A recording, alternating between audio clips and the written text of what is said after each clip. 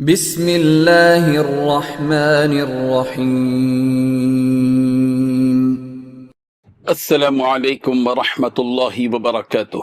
ان الحمد للہ نحمده ونستعینه ونستغفره ونستهدیه والصلاة والسلام على سید المرسلین محمد وآلہ وصحبہ اجمعین، اما بعد۔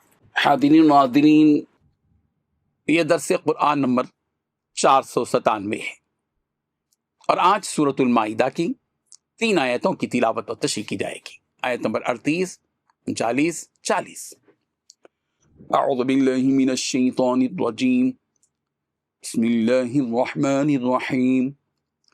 والسارق والسارقة فاقطعوا أيديهما جزاء بما كسبا نكالا من الله والله عزيز حكيم۔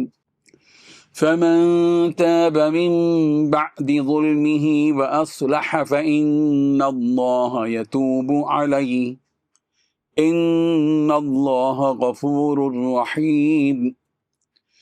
ألم تعلم أن الله له ملك السماوات والأرض يعذب من يشاء ويغفر لمن يشاء واللہ علی کل شیء قدیر۔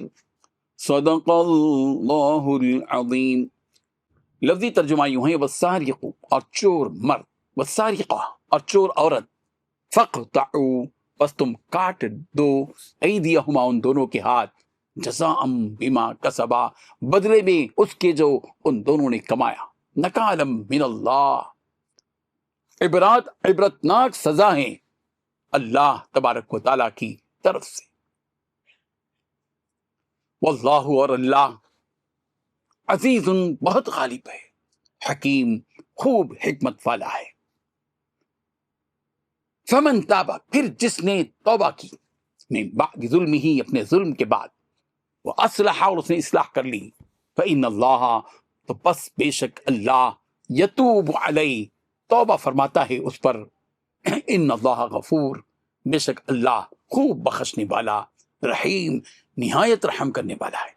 کیا نہیں علم ہوا آپ کو ان اللہ کے بے شک اللہ لہو اسی کے لیے ہے ملک السماوات والارض آسمانوں کی اور زمین کی بادشاہت، یعذب و عذاب کرتا ہے من یشاء جس کو چاہتا ہے، وہ یغفر اور مغفرت کرتا ہے لمن یشاء جس کی چاہتا ہے، واللہ اور اللہ علی کل شیء قدیر ہر چیز پر خوب قادر ہے۔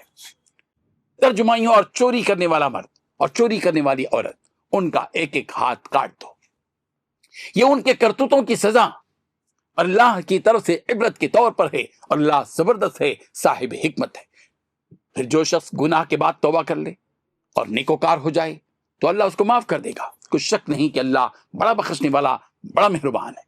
کیا تم کو معلوم نہیں کہ آسمانوں اور زمین میں اللہ ہی کی سلطنت ہے، جس کو چاہے عذاب کرے اور جسے چاہے بخش دے، اور اللہ ہر چیز پر پوری طرح قادر ہے۔ ان 3 آیتوں میں 4 باتیں بتلائی گئی ہیں۔ پہلی بات، جو مرد چوری کرے اور جو عورت چوری کرے دونوں کے ہاتھ کاٹ دو، تاکہ ان کو اپنے کیے کا بدلہ ملے، اللہ کی طرف سے عبرتناک سزا ہو۔ دوسری بات، اللہ تعالیٰ صاحب اقتدار بھی ہے، صاحب حکومت بھی ہے۔ تیسری بات، جو شخص اپنی ظالمانہ کارروائی سے توبہ کر لے اور معاملات درست کر لے تو اللہ تعالیٰ اس کی توبہ قبول کر لے گا، بے شک اللہ تعالیٰ بہت بخشنے والا، بڑا مہربان ہے۔ چوتھی بات، کیا تم نہیں جانتے کہ آسمان اور زمین میں حکمرانی صرف اللہ کے پاس ہے، وہ جس کو چاہے عذاب دے اور جس کو چاہے بخش دے، اور اللہ ہر چیز پر پوری قدرت رکھتا ہے۔ بزرگان محترم، ان 3 آیتوں میں سے پہلی آیت میں چوری کرنے کی سزا بتلائی گئی ہے کہ چوری کرنے والے مرد اور چوری کرنے والی عورت دونوں کے ہاتھ کاٹ دیے جائیں تاکہ ان کو کیے کا بدلہ مل جائے۔ جزا اور سزا دونوں میں، مرد اور عورت دونوں کے لیے اللہ تعالیٰ کے احکامات موجود ہیں۔ مذکر ہو یا مؤنث، مرد ہو یا عورت، نیکی کا کام کریں تو دونوں کو جزا ملے گی، اور اگر یہ دونوں کے دونوں برے کام کریں تو دونوں ہی کو سزا ملے گی۔ اگر مرد چوری کرے تو اس کے جس طرح ہاتھ کاٹ دیے جائیں گے، اسی طرح اگر عورت چوری کرے گی تو اس کے بھی ہاتھ کاٹ دیے جائیں گے۔ چوری بہت بڑا جرم ہے۔ سورہ ممتحنہ کی آیت نمبر 12 میں برائیوں سے شرک کے بعد، برائیوں میں تمام برائیوں میں شرک کے بعد چوری کا ذکر ہے، اس کے بعد زنا اور قتل کا ذکر ہے۔ یا ایھا النبی، اذا جاءك المؤمنات يبايعنك على الا يشركن بالله شيئا ولا يسرقن ولا يزنين ولا يقتلن اولادهن ولا ياتين. اے نبی، جب مسلمان عورتیں آپ سے ان باتوں پر بیعت کرنی آئیں کہ وہ اللہ کے ساتھ کسی کو شریک نہ کریں گی، چوری نہ کریں گی، زنا نہ کریں گی، اپنی اولاد کو مار نہ ڈالیں گی، کوئی ایسا بہتان نہ باندھیں گی جو خود اپنے ہاتھوں پیروں کے سامنے گھڑ لے، اور کسی نیک کام میں آپ کی نافرمانی نہ کریں گی، تو آپ ان سے بیعت کر لیا کیجیے اور ان کے لیے اللہ سے مغفرت طلب کریں. بے شک اللہ تبارک و تعالیٰ رحم کرنے والا، بخشنے والا ہے. اسی صورت کی پچھلی آیتوں میں ڈکیتی کی سزا سنائی گئی اور اس آیت میں چوری کی سزا سنائی جا رہی ہے. اب سوال یہ ہے کہ چور کا ہاتھ کتنا کاٹا جائے گا اور کس قدر مال کے چوری کرنے پر یہ سزا جاری کی جائے گی. اور یہ بھی ایک اہم سوال ہے کہ چوری کی تعریف کیا ہے. لغت میں کسی شخص کا کسی دوسرے شخص کے ایسے مال کو جو کسی محفوظ جگہ میں رکھا ہوا ہو، اس کی اجازت کے بغیر چھپ کر لینے کا نام چوری ہے. شرعی طور پر بھی اسی کو چوری کہتے ہیں. چوری کے ثبوت کے لیے اہم باتیں سامنے ہوں. پہلی بات یہ کہ وہ مال کسی فرد یا جماعت کی ذاتی ملکیت ہو، چرانے والے کی اس میں نہ ملکیت ہو اور نہ ہی اس میں ملکیت کا شبہ ہو، اور نہ ایسی چیزیں ہوں جس میں عوام کے حقوق مساوی ہوں.